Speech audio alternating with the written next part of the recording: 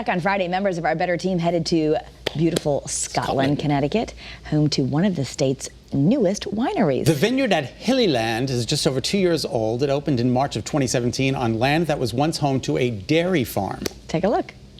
So my wife and I, we had been doing the Connecticut Passport program, going to other vineyards and, trying wine. It was something that we enjoyed doing.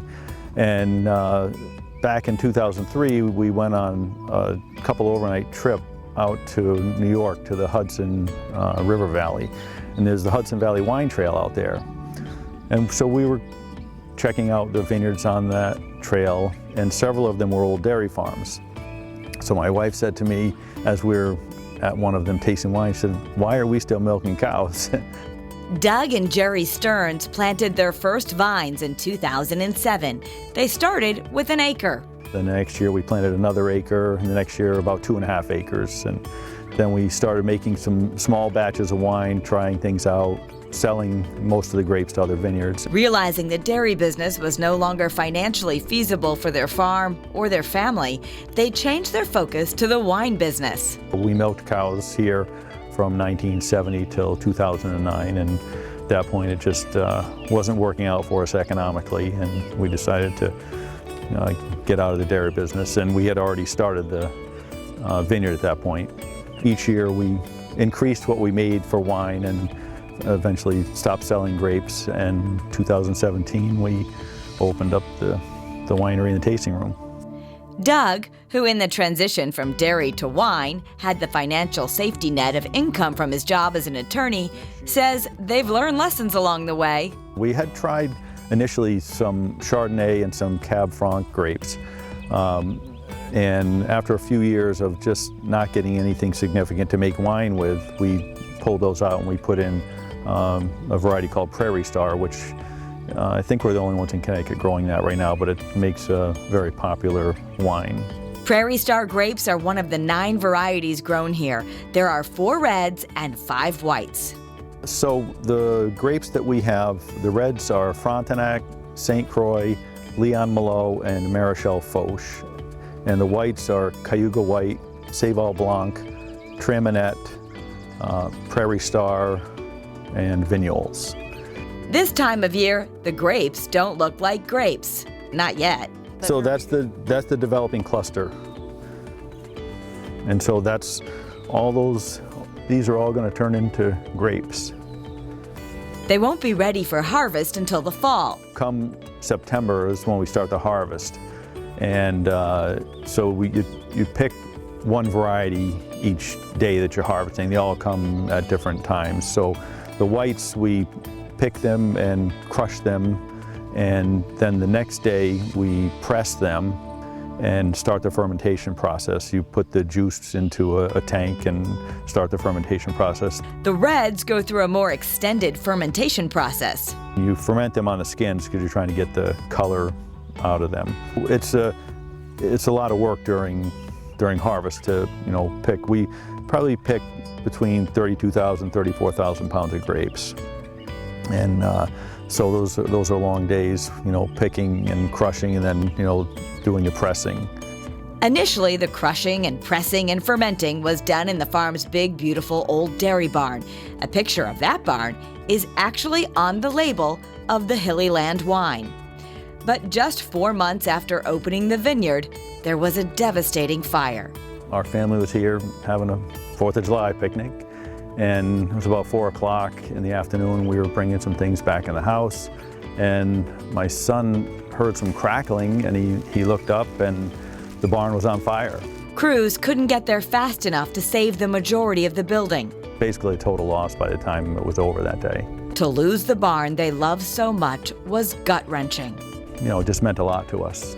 Thankfully, no one was hurt, but their winemaking operation was impacted. We lost about 6,000 gallons of wine. Still, just 2 days after the fire, the tasting room was open. It was a very, very heartwarming experience. A lot of townspeople and friends and family came out that night. And yeah, we felt lucky at that point. The plan is to build another building on the site to house the winery, and they plan to incorporate the rock facade that was left standing. We've talked about having a banquet facility as part of what we rebuild. For now, the wine is being fermented in a temporary location on the property. We put up this room within the remaining part of the barn just as a place to have our tanks and store the bottles of wine till we can get rebuilt. Visitors to the vineyard spend their time in the tasting room, once a repair room for the farm equipment, and then a garage. The Stearns converted it to this cozy space with a farmhouse feel. It has lots of local touches, too. The wrought iron staircase, the bar top, and the fireplace were built by friends, and the tables were once cow stanchions. The wines themselves are named after local farms, and the labels feature pictures from those farms. From the 9 different grapes they grow, the Stearns make 5 different kinds of wine. So this one is Briar Knoll. That was named after my mother-in-law's farm. This is made with Prairie Star grapes, and it's like a Sauvignon Blanc and hints of pineapple. The next one is Hilly Land. This label is a picture of our farm from 1932, taken up on the side hill. This is made with Cayuga grapes, and you get grapefruit taste with this one. This one is Clearview. That was my father's farm. I grew up in Woodstock. This is not a picture of my father, but showing that he was a dairy farmer. This is made with Traminette grapes. This one here, you get a very floral aroma and then citrus flavors.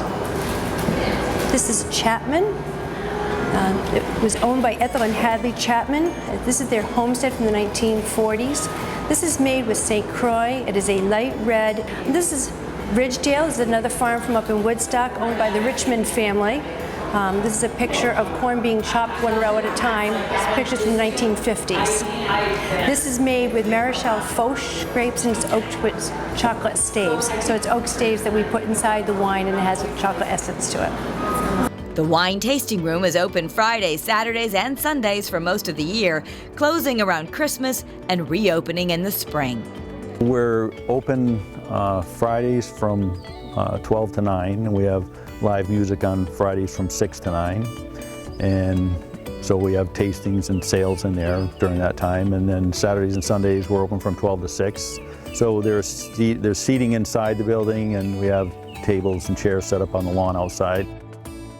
I think I know who's going to Scotland. It would be really nice to go there. Right? Yeah. Oh, beautiful. All right, Doug and Jerry have 6 adult children. One of their daughters actually planted some hops on the property this year with the hope that someday soon they'll actually add a craft brewery on the site. Wouldn't that be nice? That would be awesome. The Vineyard at Hilly Land is located at 75 Murphy Hill Road in the town of Scotland. For more information, head to the Vineyard at hillyland.com.